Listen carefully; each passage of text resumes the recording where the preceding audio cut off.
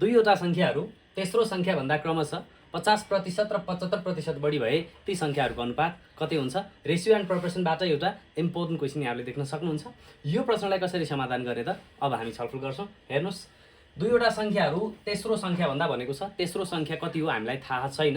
त्यसैले हामी यो बेलामा तीनवटा सङ्ख्याहरूलाई सपोज गर्दाखेरि तेस्रो सङ्ख्यालाई 100 सपोज गर्छौँ। पर्सेन्टेजमा जोसँग तुलना गरिएको छ अरूलाई त्यसलाई चाहिँ हामीले 100 मान्छौँ। त्यसैले पहिलो सङ्ख्या 50% बढी छ, 100 भन्दा 150 भयो, र दोस्रो सङ्ख्या 75% बढी छ भने दोस्रो सङ्ख्यालाई हामी 175 राख्छौँ।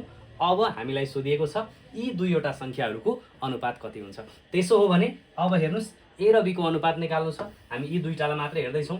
दुवैलाई 25 ले भाग जाने देखिन्छ, यसलाई जान्छ 6 पटक, यसलाई जान्छ 7 पटक।